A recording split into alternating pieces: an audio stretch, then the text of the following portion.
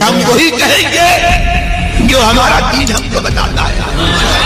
عمل کرو تو تمہارا بھلا ہے, نہیں کوئی عمل کرے تو نقصان ہمارا نہیں ہے, اسی کا نقصان ہے.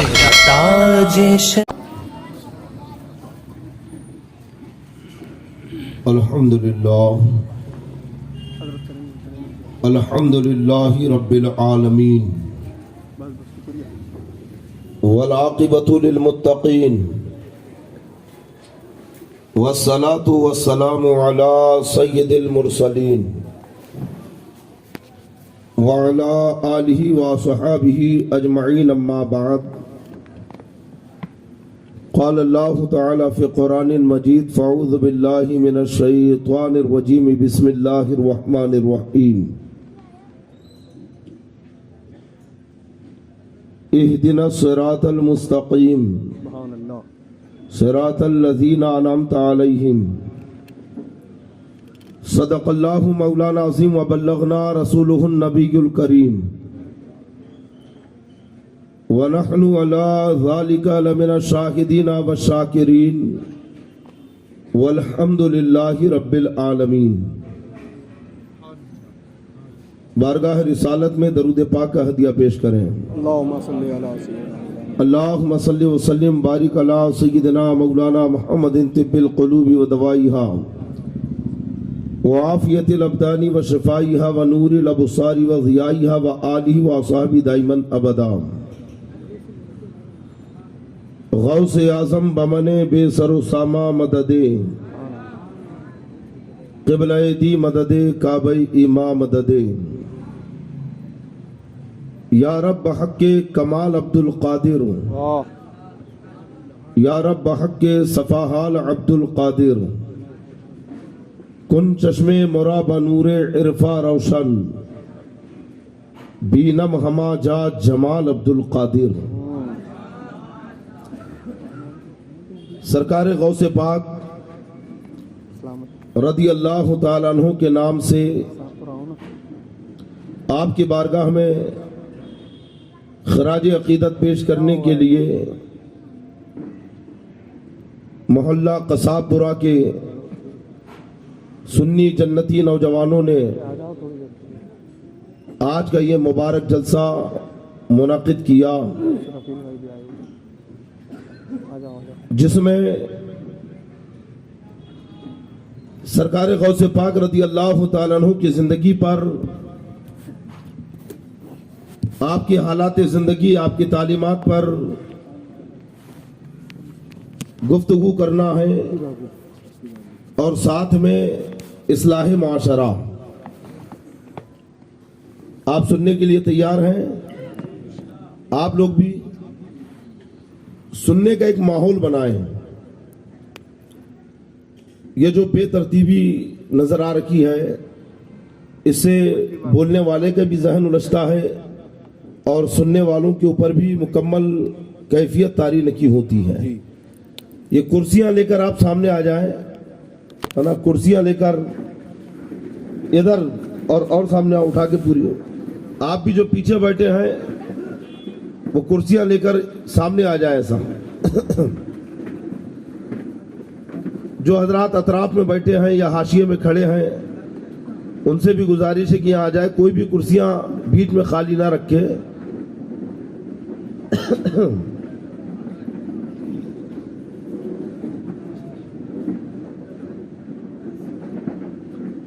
جو حضرات ادھر بیٹھے ہیں پیچھے, وہ بھی خاص طور پہ نوجوان اٹھ کے آگے آ جائیں. ادھر جو پیچھے بیٹھے ہیں وہ بھی اٹھ کر سامنے آ جائیں.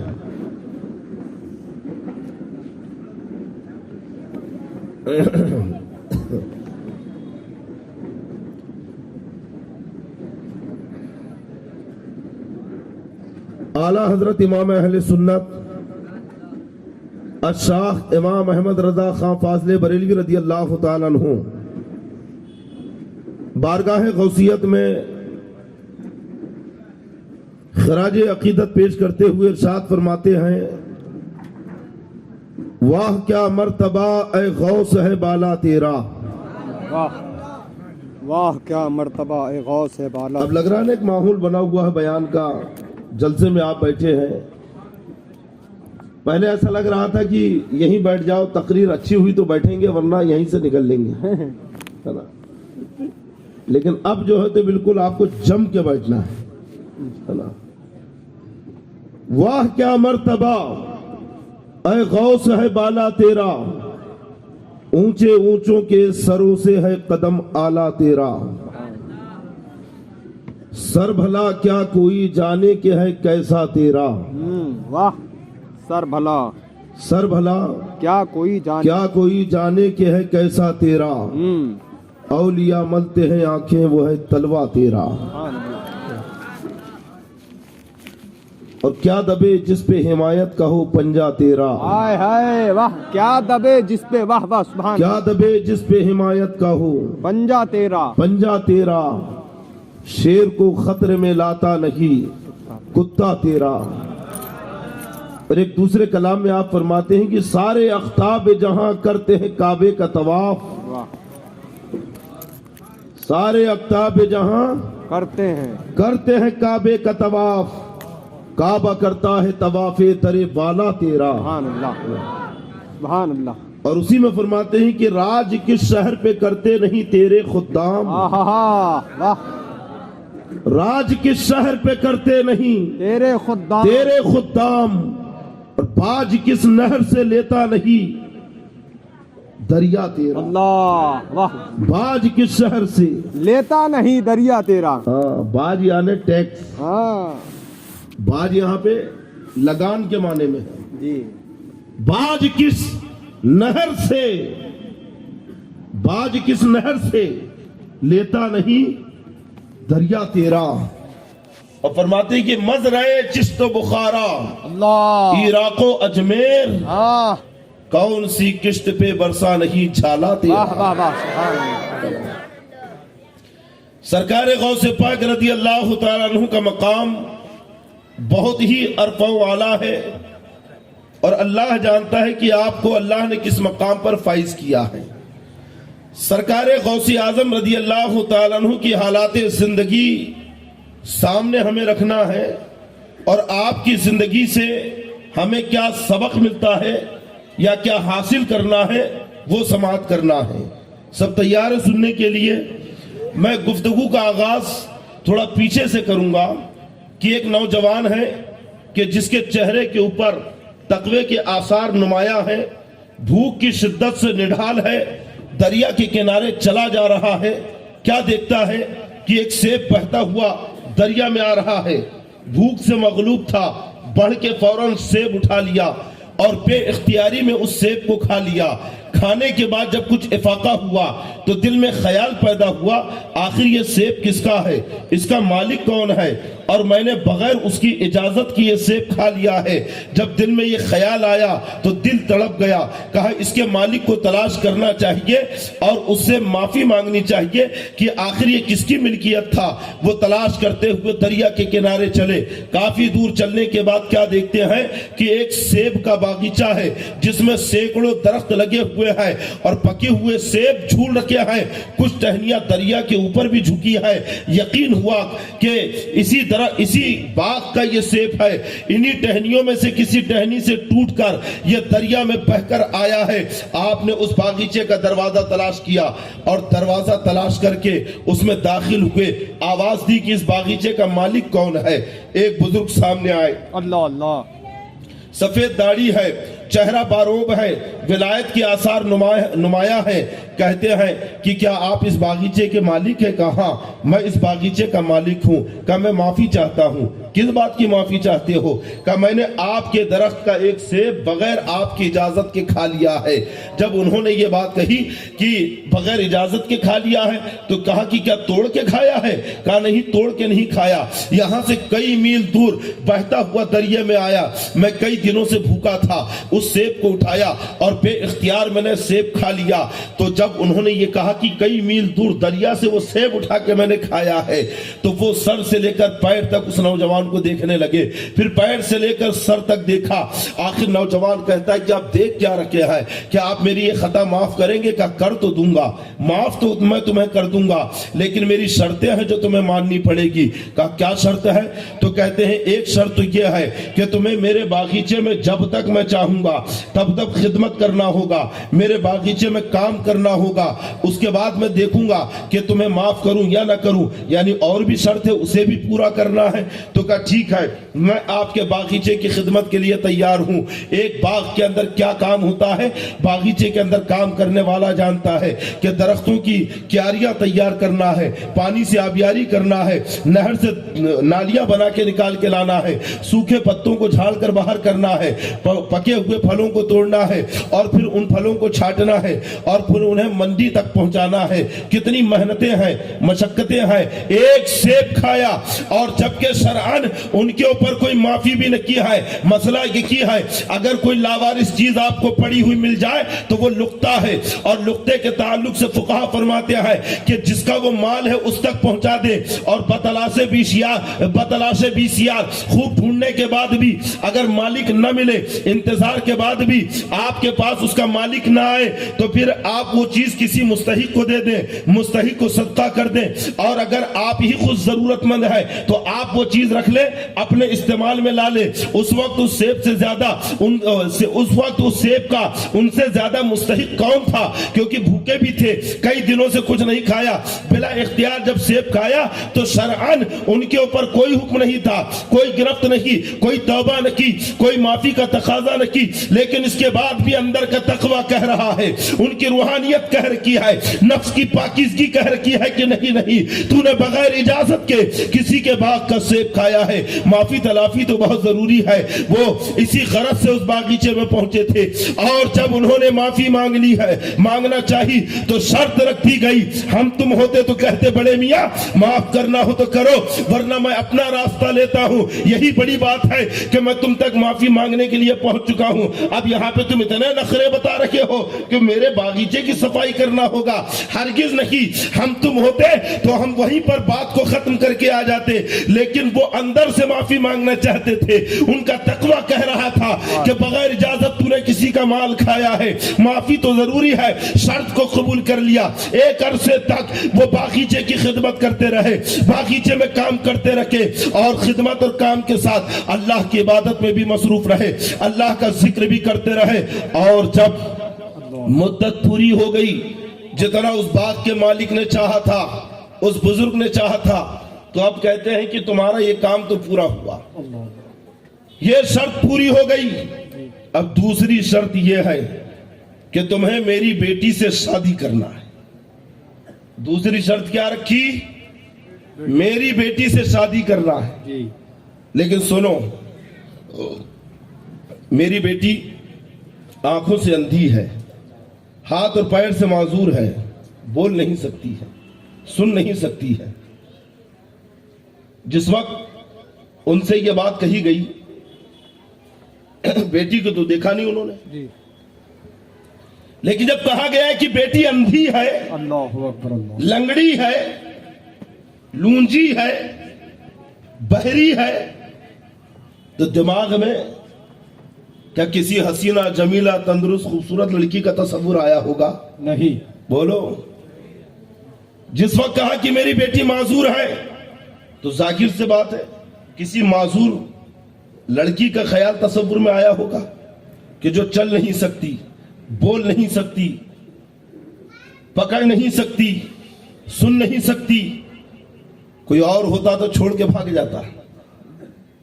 क्या तुम अपनी मुसीबत मेरे गले डालना चाहते हो? लेकिन वो तकवे वाले थे, और माफी किसी को दिखाने के लिए नहीं, अल्लाह की रजा हासिल करने के लिए मांग रहे थे। सरे तस्लीम खम कर दिया कि अगर आपकी यही शर्त है कि ऐसी माजूर लड़की के साथ निकाह अगर मेरा हो जाए तो मेरी गलती की माफी मिल जाएगी, तो मुझे यह भी सही, जिंदगी भर उसका बोझ उठा लूंगा, जिंदगी भर ऐसी माजूर लड़की की खिदमत कर लूंगा। زندگی بھر میں اس معذور کی خدمت کر لوں گا، لیکن ایک سیب جو بغیر اجازت کے کھایا ہے اس جرم کو لے کر اپنے سر پر جی نہیں سکتا۔ اللہ اکبر۔ کسی کا مال میں نے کھایا ہے، یہ داغ لے کر میں زندگی نہیں گزار سکتا۔ اللہ اکبر۔ یہ ہے تقویٰ۔ واہ واہ۔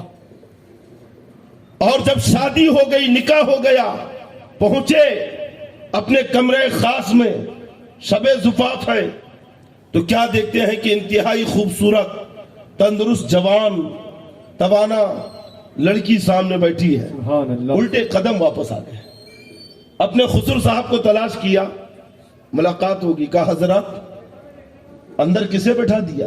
کہا تمہاری اہلیہ ہے۔ کہا آپ نے تو کہا تھا کہ وہ اندھی ہے، بہری ہے، معذور ہے، وہ تو تندرست ہے، سارے اعضائے بدن اس کے سلامت ہے۔ تو کہتی کہ ہاں میں نے معذور اسے کہا، لیکن تعبیر کچھ اور لی، اللہ اللہ۔ حقیقی معذور نہیں کہا، جی اندھا کہا تو حقیقی اندھا پن مراد نہیں لیا، جی جی۔ بلکہ میں نے اپنی بیٹی کو اندھا اس لیے کہا کہ اس نے آج تک کسی غیر محرم کو نہیں دیکھا، واہ سبحان اللہ۔ شریعت کے خلاف کبھی نگاہ نہیں اٹھائی۔ سبحان اللہ۔ اسے میں نے لونجی اس لیے کہا کہ شریعت کے خلاف کبھی اپنے ہاتھوں کا استعمال نہیں کیا، لنگڑی اس لیے کہا کہ شریعت کے خلاف کبھی اس نے قدم نہیں اٹھایا۔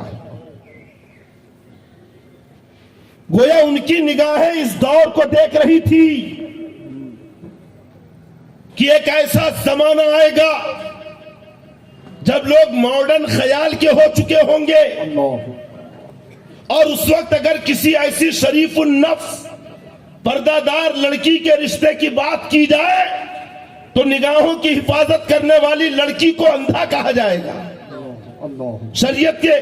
شریعت کے دائرے میں رہ کر زندگی گزارنے والی لڑکی کو معذور کہا جائے گا، اسے گاؤدی اور کم عقل سمجھا جائے گا، اسے لنگڑی اور لولی کہا جائے گا، اسے بہری اور گونگی کہا جائے گا کہ اسے تو بولنا ہی نہیں آتا۔ یعنی جو عورت جھوٹ نہیں بولے گی، جو چغلی نہیں کرے گی، جو ادھر کی ادھر نہیں لگائے گی، جو اپنے شوہر کی بات یا اپنے سسرال کی بات مائکے میں نہیں بتائے گی تو اسے گونگی سمجھیں گے، اور جو اپنی نگاہوں کی حفاظت کرے اسے اندھی سمجھیں گے، کانوں کی حفاظت کرے بہری سمجھیں گے۔ تو گویا ان کی نگاہیں اس دور کو دیکھ رہی تھی کہ گناہوں سے بچنے والی لڑکیوں کو اندھا، بہرا، گونگا، لنگڑا سمجھا جائے گا۔ میں نے اپنی بیٹی کو اس لیے تعبیر کیا، گویا ان کی روحانیت اس دور کو دیکھ کر اپنی بیٹی کی زندگی کو سامنے رکھ کر جو تعبیرات پیش کر رہے ہیں، آج تک کسی باپ نے ایسی تعبیر پیش کی اپنی بیٹی کی؟ ہمارا خیال بھی نہیں گزرا ہوگا کہ انہوں نے اندھے سے کیا مراد لے لیا، لنگڑا ہونے سے، لولا ہونے سے کیا کیا مراد لے رکھے ہیں، سمجھ گئے؟ اچھا، جو نوجوان ہے، شریف النفس ہے، انہوں نے بھی جو شادی کی تو شادی یہ خواہشات نفسانی کے لیے نہیں کر رہے ہیں، تسکین نفس کے لیے نکاح نہیں کیا کہ نفس کو خوشی ملے گی۔ اگر تسکین نفس کے لیے نکاح کرتے تو ایسی معذور لڑکی سے نکاح نہیں کرتے۔ اول وقت جب انہیں لڑکی کی حالت بتائی گئی تو ظاہر سی بات ہے معذور لڑکی کا تصور خیال میں آیا، اور اس کے بعد بھی رشتہ قبول کر لیا تو یہ چیز بتا رکھی ہے کہ وہ لذت نفس کے لیے نکاح نہیں کر رکھے ہیں بلکہ عزت نفس کے لیے نکاح کر رکھے ہیں کہ اللہ کی بارگاہ سے جب مجھے رضا کا پروانہ مل جائے گا، مجھے یہاں سے معافی مل جائے گی تو میرے نفس کو عزت مل جائے گی۔ نعرہ تکبیر، نعرہ رسالت، مسلک اعلی حضرت فیضان غوث اعظم۔ واہ واہ۔ وہ کہتے ہیں کہ حضرت آخر آپ نے تعبیر یہ کیوں لی؟ تو کہتے ہیں کہ میں نے باغیچے میں تجھے کام کرانے کے لیے نہیں روکا تھا، بلکہ جب تو پہلے دن میرے پاس آیا اور ایسے معمولی جرم پر معافی مانگ رہا ہے جو جرم ہی نہیں ہے، تو میں سمجھ گیا کہ تو کوئی معمولی جوان نہیں ہے، تو تجھے جانچنے کے لیے، تجھے तुझे परखने के लिए मैंने अपने बागीचे में रोक लिया ताकि तू यहाँ पे रहकर मेरी निगाहों के सामने रहे। काम कराना तो बहाना था, हकीकत में तुझे आजमाना था, तेरी जिंदगी का जायजा लेना था। मैंने छुप छुप कर तेरा रातों में उठकर रब की बारगाह में गिड़गिड़ाना देखा है, रब की बारगाह में मुनाजात करना देखा है। मैंने दिन में तुझे रोजा रखकर रब की रजा हासिल करते हुए देखा है। तू रात का नमाजी है, दिन का रोजेदार है, तू रातों में उठकर तहज्जुद पढ़ने वाला है। मैंने तेरा तकवा देखा है, कसम खुदा की तेरे तकवे का जवाब न किया है। और वहीं पर मैंने अपनी बच्ची को भी देखा है, मैंने उसे छोटे से बड़ा किया है, उसकी जिंदगी का एक एक लम्हा मेरी निगाहों के सामने है। मेरी बेटी भी तकवे में लाजवाब है, उसकी इबादतें लाजवाब है, उसकी परहेजगारी लाजवाब है। मेरी बेटी का भी तकवे में कोई जवाब नहीं, वहीं तेरे भी तकवे का कोई जवाब नहीं। तो मैंने सोचा क्यों ना दोनों मुत्तकी को एक जगह जमा कर दूं, दो मुत्तकियों को यकजा कर दूं। और जब दो मुत्तकी जमा हुए हैं तो एक तीसरी जात पैदा हुई है जिसे दुनिया शेख अब्दुल कादिर जिलानी गौसे आजम के नाम से याद करता है। नारे तकबीर, और पाक के नाम पे हाथ उठाए, नारे तकबीर, नारे रिसालत, फैज़ाने गौसे आज़म, करामते गौसे आज़म, मसलके आला हजरत, खलीफा ताजुश शरीया। वाह वाह वाह वाह।